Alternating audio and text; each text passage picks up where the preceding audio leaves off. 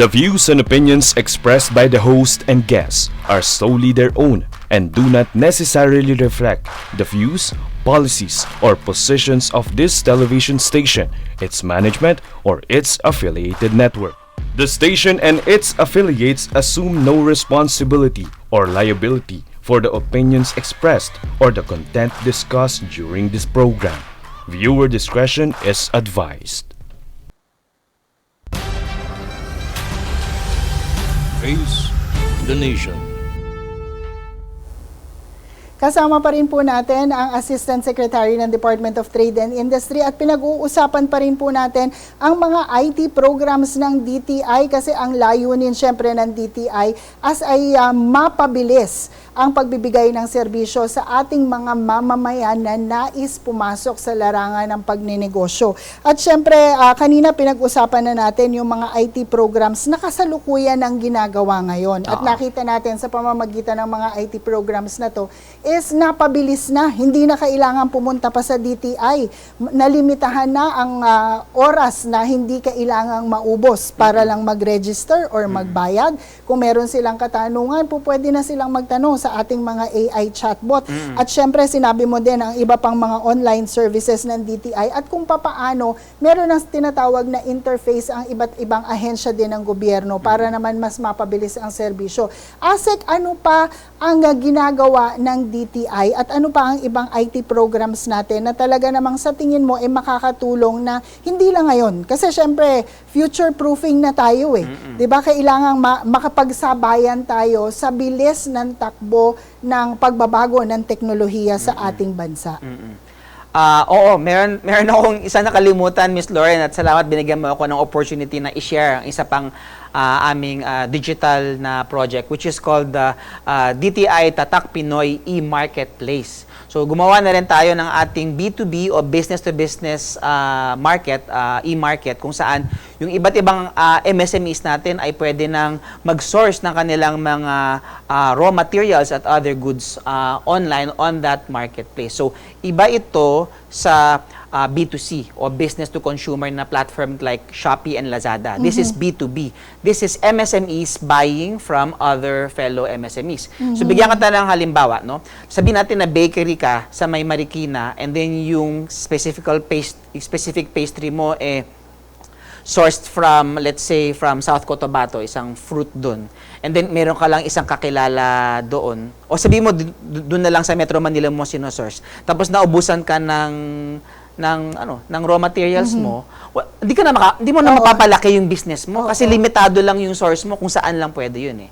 So, gumawa si Secretary Chris Roque at saka yung isang kasamahan ko, si ASEC Lala Bautista, ng e-marketplace platform kung saan lahat ng mga MSMEs registered with DTI at kanilang mga produkto ay nasa platform na yun. So, kayong mga bakery na kailangan ng flour o kailangan nyo ng ibang mga ingredients, maghanap na lang kayo ng source doon. So hindi lang Metro Manila. Pag if the source is coming from the Visayas or from Mindanao, iwas middleman na rin. Diretso ka na rin bumili.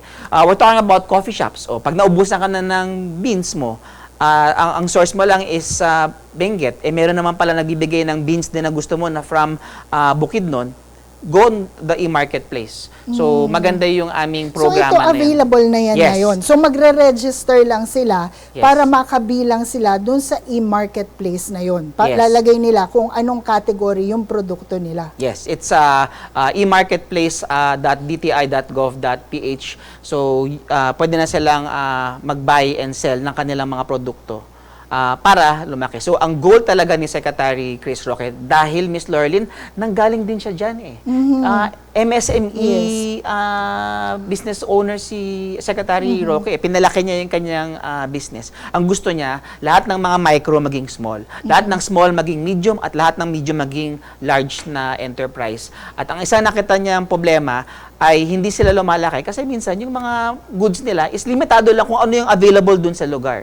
Now we're sourcing the online platform so that they can source not only from Metro Manila but from Luzon, from North Luzon, Luzon all the way down to Mindanao. Yes, alam mo, ang maganda dyan sa nakikita ko sa explanation mo, Asek, nung sinabi mo na e-marketplace, DTI to.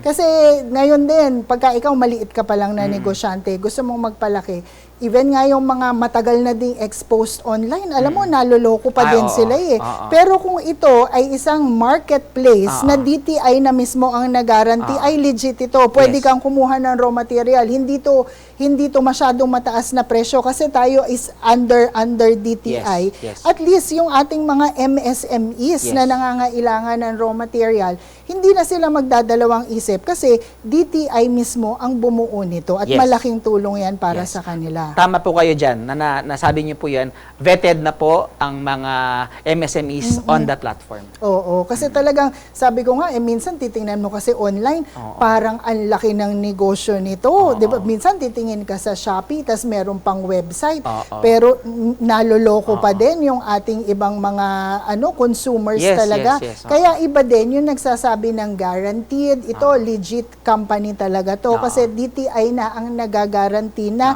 totoong source ito ng raw materials. Meron din kaming ini-implement pa na batas, which is the Internet Transactions Act. Gumawa ang Kongreso ng E-Commerce Bureau to protect our consumers for B2C platforms like Lazada, Shopee, and Facebook Marketplace. So lahat na nagbebenta online outside of the DTI e-marketplace ay kailangan ng kumuha ng trust mark mula sa aming e-commerce bureau at hanapin na lang ng mga kababayan natin yung trust mark seal na yun.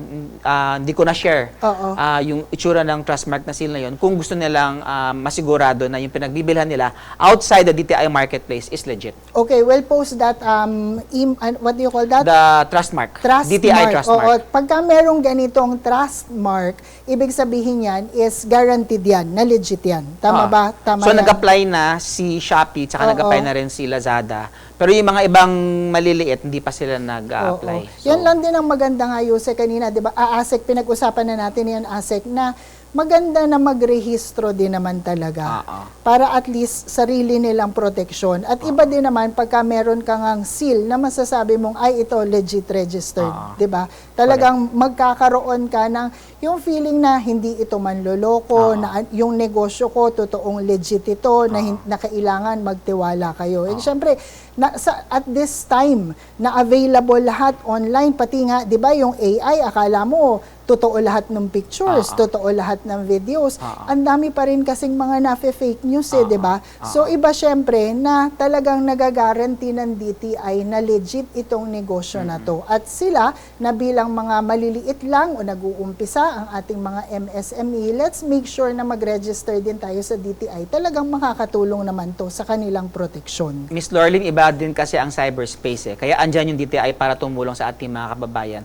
Pag bumili ka, let's say, ng ref, dyan sa isang department store at sira yung ref na binilan mo, pwede kang bumalik doon sa department store, sabihin, uy, sira itong binenta mo sa akin. Pero pag bumili ka mula sa online, di mo na alam kung saan nakatira yun. Yun eh, nga, diba? So, yun ang- importante talaga na mag-register. Oo, yun lang din talaga yung mga nakakatakot na ngayon, mabilis ang access sa lahat. Pwede mo talagang i-order pero ang hirap talagang mag-return. Totoo yan. Kahit mura, lalo na pagkamahal. Kaya minsan kung mahal yung bibilin mo, magdadalawang isip kayo. Ito, pag hindi ba tama yun dumating, meron pa bang pagkakataong maisoli ko na to or wala. So, dyan din naman pumapasok ang ating DTI para makatulong sa ating mga consumers at hindi lang dun sa mga consumers, proteksyon na din mismo ng mga small and medium enterprises, Yes. even the big ones, na masigurado na legit ito, source namin is this is the business, the product, the service, even na yung availability ng mga materials, basta nakaregister sa DTI, at least merong peace of mind ang ating mga consumers or business owners na it is legit. Yes. Yes. Basta makakasigurado kayo, Miss Lorlyn, na sa DTI, we try to catch up with our private sector counterparts on digital and online. Yes. Okay, Asek, baka lang meron pa tayong nakalimutan na pag-usapan. So ito itutuloy-tuloy natin as one of the mga future plans or initiatives ng DTI para sa ating mga mamamayan. Or baka meron ka pang gustong mga i-share sa ating mga consumers, even mga business owners.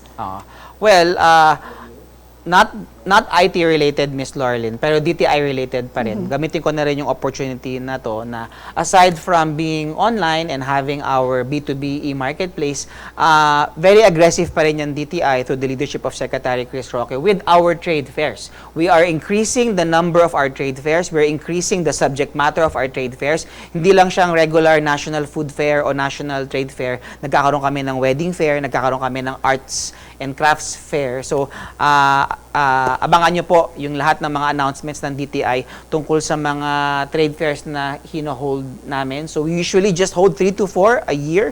Pero under Secretary Chris Roque, in this year alone, we've increased it to 10. And then next year, we want to have 12. Trade fairs are opportunities for our MSMEs. The trade fairs under DTI are opportunities for our MSMEs to sell their goods for free. Kasi ibang, madami naman trade fairs dyan, yung mga tiyangge. Pero nagbabayad sila dyan, di ba? Pag DTI trade fair yan, libre yan, ibig sabihin, and then to help, that's to help our small MSMEs na hindi maka-afford ng mga very, syempre business pa rin siya sa mga iba. So, yun lang po yung isang gusto kong i-share. So, meron tayong tinatawag na Malikhaing Pinoy Trade Fair this September. And hopefully, makapunta po yung mga kababayan natin kasi doon naman i-showcase natin ang lahat ng mga creative products ng ating fellow mga MSMEs. So yan, tuloy-tuloy pa din yung DTI sa pag-showcase ng mga products na mga nandito sa Pilipinas na gawa ng ating mga MSMEs. Pero di ba, Yusek, tuloy-tuloy pa din naman na nagkakaroon din tayo ng mga international trade fair kasi yung mga exporters naman natin na malalaki pa din, nagkakaroon pa din na ma-showcase naman yung ating mga produkto dito sa Pilipinas sa ibang bansa. Yes, kasama po natin, Miss Laurelyn, dyan ang ating SITEM. And then isa pa, dun sa mga trade fairs, isang concept ni Sec Chris is not only to showcase our MSMEs, but to provide our MSMEs with additional funding. Kasi pupunta ka nga sa trade fair, mag-order ka ng 1,000 na rattan na chairs, wala ka naman capital para gawin yung 1,000 na yun. Nilagay na niya yung aming Small Business Corporation na SB Corp para magkaroon na ng purchase order loan kaagad. Yun ang isa, kasi nga maganda nga si Sec Chris nanggaling siya sa MSME sector, naintindihan niya kung paano ba ipalaki yung business. So, bukod sa providing them with a venue to show their goods, we're also going to fund whatever is needed for the MSME to sell their goods. Yan. So, napakalaki talaga at napakarami talaga ng trabaho ng DTI. Malawak talaga. Oo, napakalawak. Di pa natin napag-usapan ng investment, promotion, saka napakalawak, napakaraming dapat pag-usapan. Babalikan natin yan sa mga susunod na usapin, pero it's good that we were able to discuss the IT initiatives of the Department of Trade and Industry kasi ito yung nagpapabilis ng ating pagproproseso na makakapagpabilis din na mai-establish natin ang ating negosyo. Ito, hindi na to tanong na DTI. Tanong na lang as ordinaryong mamamayan. Alam mo, minsan binabalikan natin nung panahon ng pandemya, pero alam mo, nakatulong din ang talaga kasi ang pinag-usapan natin dito is all about digitalization, innovation, IT. Yung panahon ng pandemya talagang na-pressure din tayong lahat. Kailangan maging online, di ba? Kasi kung hindi natin yan ASEC gagawin, talagang mai-stop ang bilis ng pagnenegosyo ng lahat. Kaya kahit hindi ready noon, siguro kung hindi nagpandemya, baka lahat ng services na to, paunti-unti lang natin na nagagawa, di ba? Pero napilitan tayo. Yes. That is the silver lining, Miss Laurelyn. Naalala ko nung paumpisa pa lang yung pandemic, onti lang mga businesses saka mga tao na may GCash o yung digital payment platform. Kailangan mo pang magpadala sa kanilang bangko. Pero napilitan tayo lahat na magkaroon ng GCash account. And there's no turning back from there right now.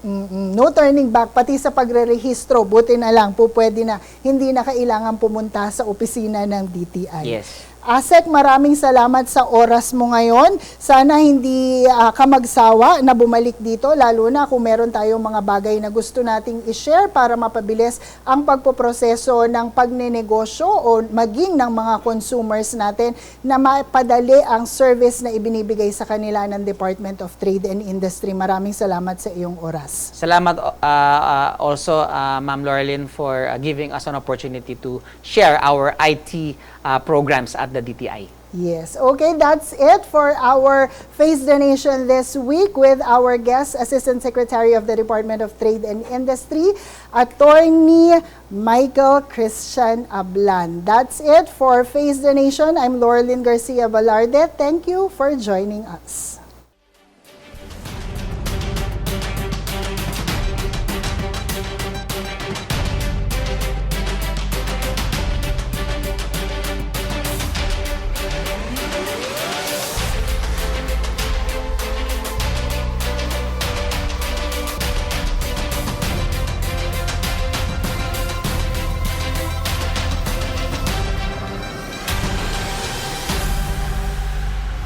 Face the nation.